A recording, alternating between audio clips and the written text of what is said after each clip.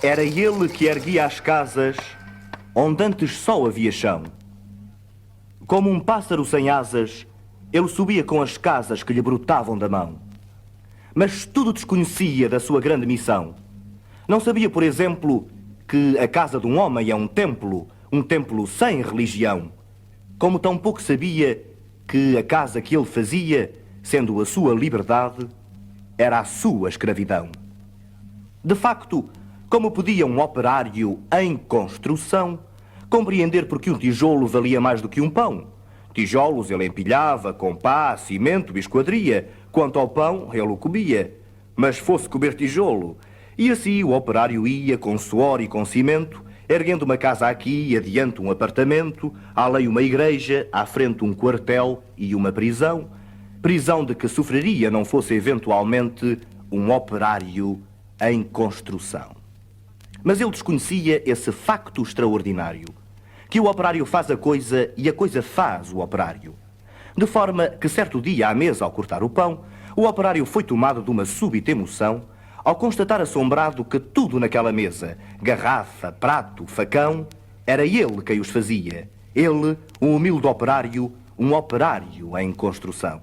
Olhou em torno.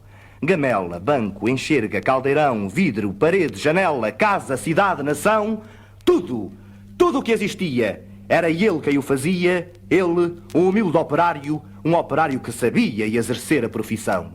Ah, homens do pensamento, não sabereis nunca o quanto aquele humilde operário soube naquele momento. Naquela casa vazia que ele mesmo levantara, um mundo novo nascia de que sequer suspeitava. O operário emocionado olhou sua própria mão, sua rude mão de operário em construção, e olhando bem para ela, teve um segundo a impressão de que não havia no mundo coisa que fosse mais bela. Foi dentro da compreensão desse instante solitário que tal sua construção cresceu também o operário. Cresceu em alto e profundo, em largo e no coração, e como tudo que cresce, ele não cresceu em vão, pois além do que sabia, exercer a profissão, o operário adquiriu uma nova dimensão, a dimensão da poesia. E um facto novo se viu que a todos admirava. O que o operário dizia, outro operário escutava. E foi assim que o operário do edifício em construção, que sempre dizia sim, começou a dizer não. E aprendeu a notar coisas a que não dava atenção.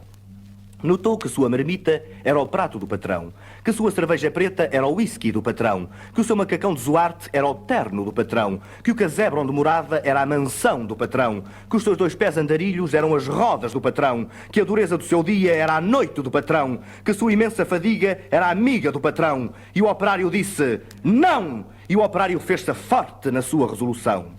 Como era de se esperar, as bocas da delação começaram a dizer coisas aos ouvidos do patrão. Mas o patrão não queria nenhuma preocupação. Convençam-no do contrário, disse ele sobre o operário e, ao dizer isso, sorria. Dia seguinte, o operário, ao sair da construção, viu-se de súbito cercado dos homens da delação e sofreu predestinado sua primeira agressão. Teve o seu rosto cuspido, teve o seu braço quebrado, mas quando foi perguntado, o operário disse não! Em vão sofrera o operário sua primeira agressão.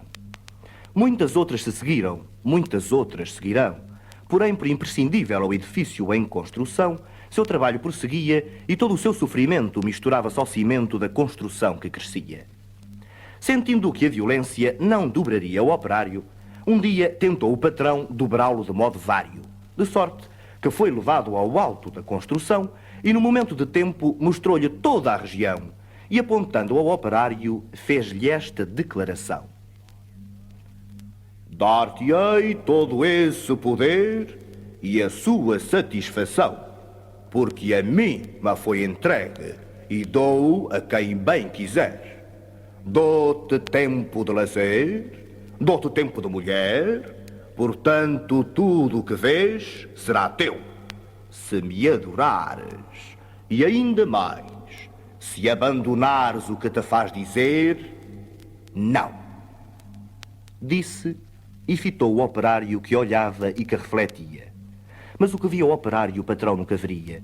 O operário via as casas e dentro das estruturas via coisas, objetos, produtos, manufaturas. Via tudo o que fazia, o lucro do seu patrão. E em cada coisa que via, misteriosamente havia a marca da sua mão.